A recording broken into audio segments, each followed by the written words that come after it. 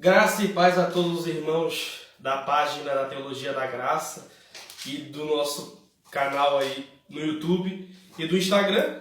Hoje eu, Paulo, estou aqui com o irmão Magno. Nós vamos estar aí nessa entrevista tanto do testemunho de vida dele, como algumas visões que a experiência de vida dele, a comunhão que ele tem com Deus e com Cristo trouxe para ele um ensinamento, né, que o testemunho dele pode trazer para nossas vidas. Amém, louvado seja o nome do Senhor, né? Primeiro, obrigado a Jesus, né, pela oportunidade de dar o testemunho, né, algo importante, né? Eu cumprimento a todos também com a paz do Senhor Jesus, né? O testemunho é importante, eu tenho certeza que Deus ele transforma as nossas vidas para que não a gente guarde para si mesmo. É a mesma coisa um sábio, né, ter toda a sabedoria e enterrar aquilo que ele tem num túmulo, né? Então a gente é transformado para que outras pessoas saibam também que existe um Deus que transforma, um Deus que muda, né? Um Deus que se importa com aquele que está no mundo do vício, que está no mundo do pecado, né? Que está no mundo, né? Na verdade, porque jaz do maligno. Então eu tenho certeza que vai servir também para edificação da tua vida, né? O testemunho é aquilo que Deus fez comigo, né? A palavra de Deus diz que a gente deve dar testemunho de Cristo, né? Eu falo aqui dando meu testemunho para honrar e glorificar o nome do Senhor. Não sou eu, né, bom? Não sou eu, né? Aqui a gente está sim falando da minha vida, mas a minha vida em Cristo, porque assim Deus fez, né? A transformação, a cura, a restauração da minha vida, da minha casa, da minha saúde, né? Então eu quero estar aqui junto hoje, passando um pouquinho desse entendimento e daquilo que Deus fez na minha vida. E é um prazer te receber aqui, querido. Amém. Então a primeira pergunta que eu tenho para ti é o seguinte: tu pode falar pra gente como é que mais ou menos era a tua vida antes de Cristo e como que ela passou a se tornar depois de Cristo? Uma breve história de como que Amém. acontecia naquela época. Eu com mais ou menos uns 15 anos eu fumei o primeiro beck, né? Beckzinho, né? Todo mundo, a vida de vício é assim, né? Você começa com algo menor, né? Na teoria, né? Porque ali existe um medo, para quem não usou ainda entende o que eu digo, né? Existe um medo, algo que ainda, né, parece que te impede de fazer. Então, a partir do momento que você fuma o primeiro beck, abre as portas pro resto. Então, quando eu tinha uns 15 anos, eu fumei o primeiro, né? Fumei o beckzinho. Eu lembro que eu subi no morro lá, eu arrumei isso. Na verdade, antes eu já tinha traficado, tá? Antes disso, eu já tinha feito... Antes dos 15 anos de idade? Antes eu já estava no tráfico, já vendia Mas maconha. tu entrou pro tráfico por influência de algum conhecido ou foi uma coisa que... Não. Por incrível que pareça, eu sempre fui o cara que gostei de ser o primeiro, né? Eu sempre era o que puxava a frente, então eu acho que eu que influenciava mais do que eu era influenciado, né? Então eu lembro que o primeiro beck eu corri atrás, eu arrumei esse beck e eu fui e chamei um cara que era meu amigo e levei ele no morro. Ele disse, não, mas isso aqui não é maconha, então tu fuma que tu vai ver. Né? E daí quando ele sentiu o cheiro, ele viu que era maconha, né? Então eu era o cara que gostava de tomar a frente, de posicionar como ser o cara que ia ser o cara mesmo, entendeu? Não gostava de ser chamado, mas sim de chamar. Então eu sempre fui influenciador naquilo que eu fiz, né?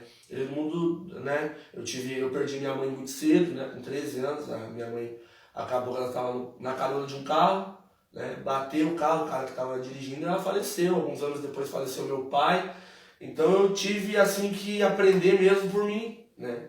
Tomar minhas próprias decisões. E a pessoa, quando ela é jovem e toma a sua própria decisão, normalmente ela vai tomar decisão errada, né?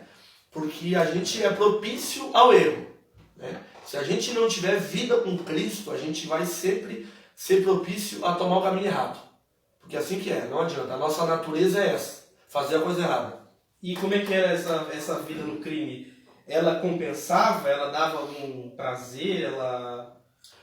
Era algo que... Entendeu? Traz um prazer de tu ser o dominador, né? Traz um prazer de tu ser o cara, de tu ter um status, das pessoas dizer, nossa, o cara ele tá vendendo droga, né? Ele é malandro, né? Quem tá nesse mundo gosta de ter isso, né?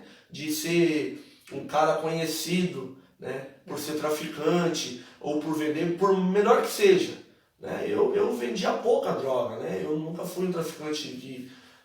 eu fazia os meus corre, como se fala, entendeu? Eu fazia, né, depois que eu fui para a cidade maior, né, no Rio Grande do Sul, eu fazia tráfico maiores, aí eu comecei a puxar, né? Antes de usar a química, eu comecei a traficar a química. E tu não tinha medo da polícia alguma hora te pegar e tu ficar a vida inteira, por exemplo, preso? Assim? Quando eu era menor, o menor não tem medo disso, né? Ah, o menor... Não tinha... A lei brasileira garante isso, né? Então eu com isso eu não tinha medo. Mas quando eu fiquei maior, eu também não tinha. Né? Porque eu levava uma vida assim, como eu não tinha muito amor por ninguém, né? Como eu não tinha pai nem mãe, que a minha mãe era meu maior. Tu não era casado ainda? Não. Aí eu não tinha esse medo. Por mim, aquilo que viesse era lucro. Né? E a gente vê, hoje lendo a palavra, a gente vê que Paulo dizia, né? Viver com Cristo e morrer com Cristo é lucro. Né? Então, aquele tempo, para mim, aquilo que viesse estava bom. Fosse preso, estava bom também. Né? Porque eu sabia que dentro da cadeia eu também ia aprender. Tinha nada a perder. Nada a perder, né? A vida era essa, né? Então eu fui... Aí depois eu comecei a cheirar cocaína, né? Por 6 anos eu fui viciado em cocaína. Nesse processo todo eu já era viciado, eu já era alcoólatra, né? Eu bebia muito, era fumante também, né? Uma coisa leva a outra, né? O mundo do vício, né? E nesse tempo eu roubava também, né? Eu arrancava telha, entrava pelo telhado, roubava casa, né? Roubava as pessoas, roubava mercado, enfim, eu cheguei a roubar essas máquinas, essas caça-níquel, roubava também, não tinha, pra mim era normal, essa vida que eu levava era comum, né? Pra quem já cresceu assim, né?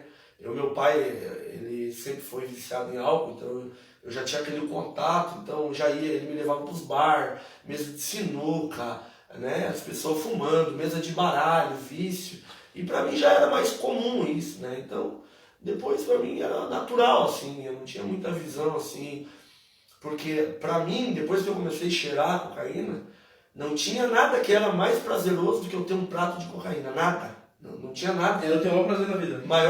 Pra mim era melhor que sexo. Né? O prato de cocaína era? Melhor do que sexo, pra mim, né? E hoje, qual que é o teu maior prazer hoje? Hoje, cara, a partir do momento, né? Aí houve um processo, depois disso eu casei, né? Eu tive uma filha, eu sempre prometia pra minha esposa que quando ela nascesse eu ia parar, tanto que eu, né, fiz um tratamento em uma clínica, há 30 dias eu consegui parar de usar, né? E depois eu caí e piorei. Né? Era uma clínica que tinha alguma, tipo, uma religião oficial, uma clínica... uma ONG? Não, mas eu acho até que tinha, mas eu não gostava. Eu tinha o NA, tinha as reuniões do NA, do Narcóticos Anônimos, tinha o AA também, e a psiquiatra sempre pedia para mim participar, e eu não gostava, nem com religião, nem com nada. Tinha as reuniões deles, mas eu nunca me envolvi com nada disso. Porque na verdade malandro ele não para, né? Malandro ele dá um tempo. Então eu tinha noção que eu estava dando um tempo, porque eu não queria parar, né? Eu não queria parar. Eu gostava mesmo dos caras me ligar, por exemplo, meia-noite dizer, traz 5 gramas de cocaína. Eu gostava de pegar minha moto e fazer esse corre. Era a minha vida essa, sempre foi. E né, voltando à tua pergunta, né?